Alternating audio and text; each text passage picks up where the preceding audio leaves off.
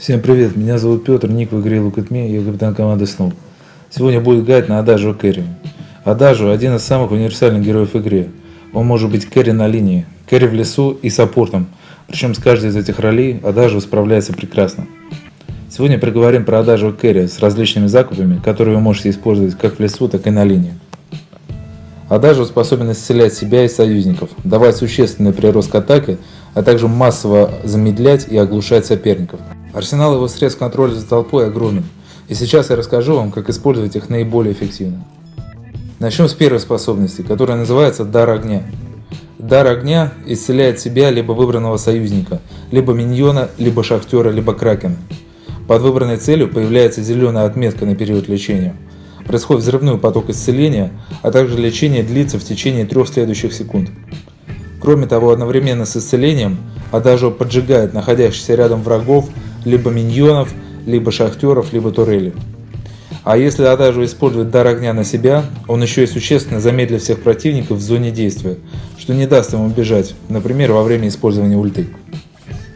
Помимо нанесения урона, мистический урон позволяет регенерировать энергию. На свои способности Адажио тратит очень много энергии, но он также и восстанавливает ее очень быстро. Для того, чтобы восстанавливать энергию, необходимо, чтобы сам Адажио наносил урон по целям, горящим в мистическом огне, либо чтобы его союзники наносили по ним урон. И тогда Адажио будет восстанавливать энергию в размере 35% от нанесенного урона. Проще говоря, если вы либо союзники бьете цели, подожженные даром огня, энергия никогда не кончится. Следующая способность называется Орудие гнева. При ее форсировании, то есть прокачке на максимальный уровень, она дает огромную прибавку к атаке самому Адажио либо его союзникам. Поэтому Адажио Керри стараются форсировать Орудие гнева как можно быстрее. На 6 секунд выбранная цель получает прибавку к атаке, которая зависит от уровня прокачки способностей и кристальной силы Адажио. Выбранная цель отмечается желтым свечением под ней. При этом, если выбранная цель атакует противников, горящих в мистическом огне, пламя белого цвета, то она наносит в половину больше урона. А если Адажио использует Орудие гнева на себя, он наносит еще на 20% больше урона. При этом дополнительный урон наносится с каждой базовой атаки. Поэтому чем больше скорость атаки у героя, на котором применяется эта способность, тем больше урона в секунду он наносит. Наиболее эффективно бафать таким образом пилу с его самой большой скоростью атаки в игре – Иринга. Вражеские герои, турели и кракен улетают за считанные секунды. Тем не менее, бафать других героев, а также себя, может быть также очень полезно. Я расскажу про это более подробно чуть позже. Третья способность ульта называется Небесная кара. Адажио на 2 секунды создает канал, после чего наносит урон всем врагам вокруг в очень большом радиусе. А если враги горят в мистическом огне, они еще и оглушаются более чем на 2 секунды, чего достаточно для того, чтобы убить всех и не потерять никого. Идеальным вариантом использования ульты является следующее. В начале сражения исцеляем героя, который заходит в толпу соперников с помощью дара огня, тем самым поджигая всех врагов в мистическом огне. Либо забегаем в толпу сами, тогда можно еще и замедлить всех вокруг. Но надо делать это аккуратно, а то могут и убить, не успеете нажать на кнопку Небесной кары.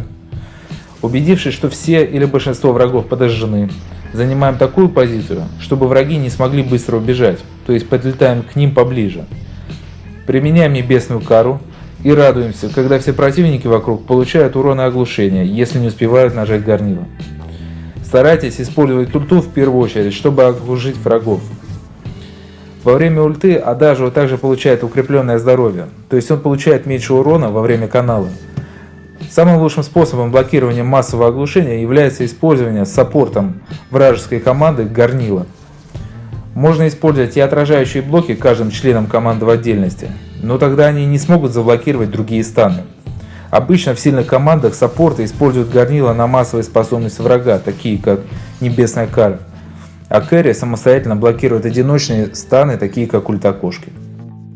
Но вернемся к Адажио. Прокачивать скиллы я предпочитаю следующим образом. На 8 уровне форсирую Орудие гнева, на 9 уровне прокачиваю Небесную кару на 2 уровень, а на 12 уровне форсирую дар огня для увеличения исцеления. Существует 2 типа сборки итемов для Адажио Керри. Назовем их самостоятельный керри и полусаппорт. Самостоятельный керри лучше подходит для Адажио на линии, потому что там он может получить много золота. Он покупает переменный ток первым итемом что значительно усиливает собственный урон. Тогда в бою используйте дар огня на того, кого бьют противники, чтобы вылечить его. После этого бафайте себя, тогда вы будете наносить увеличенный урон и восстанавливать энергию. При самостоятельном способе прокачки, после переменного тока, можно купить ледяной ожог, тогда вы будете замедлять всех противников даже с автоатак, и после этого разрушенный миф, чтобы усилить урон от каждой из способностей. Для адажио в лесу лучше подойдут итемы, как для второго саппорта. Это ледяной ожог, либо осколок кристалла и часы. С такими итемами вы можете исцелять и усиливать своего главного кэри практически без остановки, сосредоточьтесь своими способностями на нем. Поэтому если на линии с вами герой с большой скоростью атаки, для него отлично подойдет эта сборка. Но в этом случае, если враги все-таки смогут его убить, они убьют и вас достаточно быстро, поэтому берегите своего главного кэри. Не забывайте и про защиту, и смотрите, как лучше покупать защиту в предыдущих видео. Всем спасибо за просмотр, подписывайтесь на канал, следите за нашими стримами, все ссылки в описании. Всем пока.